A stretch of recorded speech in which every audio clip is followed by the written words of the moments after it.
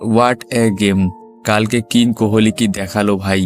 সঙ্গে সেঞ্চুরিও মারলো এবং ম্যান অফ দ্য ম্যাচও হলো এবং পাকিস্তানকে একতরফা কিন্তু হারিয়েও দিল টিম ইন্ডিয়া। সব মিলিয়ে দিনটা কিন্তু টিম ইন্ডিয়ার ফ্যান্সদের জন্য প্রচণ্ড ভালোভাবে গেছে।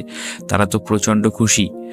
আর পাকিস্তানের রেকর্ড কিন্তু টিম ইন্ডিয়ার বিরুদ্ধে খুব মানে জঘন্য লেভেলের খারাপ।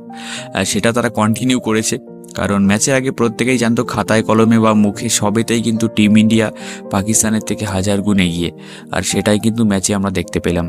তো যাই হোক, লাস্টের দিকে যে একটা সাসপেন্স ছিল যে বিরাট কোহলির সেঞ্চুরিটা হবে কি হবে না, হবে কি হবে না, তো ফাইনালি সেই সেঞ্চুরিটা হলো এবং পাকিস্তানকে টিম ইন্ডিয়া একতরফাভাবে হারিয়েছে। একতরফাভাবে মাত্র 241 রানে কিন্তু অল আউট হয়ে গেছিল পাকিস্তান। মাঝখানের দিকে প্রচণ্ড স্লো খেলে ফেলেছিল রিজওয়ান, ওদেরই ক্যাপ্টেন। তবুও টিম ইন্ডিয়ার ব্যাটসম্যানদের জন্য বা টিম ইন্ডিয়ার ব্যাটিং লাইন আপের দিকে দেখলে প্রায় বলতে গেলে 10টা ব্যাটিং লাইন আপ, 10টা ব্যাটসম্যান নিয়ে কিন্তু নেমেছিল টিম ইন্ডিয়া।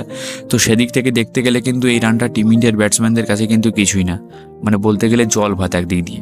তো 241 রান খুবই ইজিলি 42 ওভার 3 বলে 244 রানে 4 উইকেটে এই রানটা চেস করে ফেলে টিম ইন্ডিয়া, যেখানে কিং কোহলি কিন্তু 100 করেছে।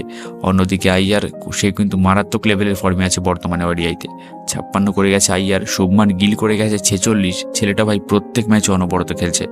বর্তমানে ওডিআই বিশ্বে 1 নম্বর ক্রিকেটার এই মুহূর্তে শুভমান গিল। তো র্যাঙ্কিং দেখলেই তোমরা সেটা বুঝতে পারবে। তো যাই হোক, ম্যাচটা কিন্তু একতরফাভাবে জিতেছে টিম ইন্ডিয়া।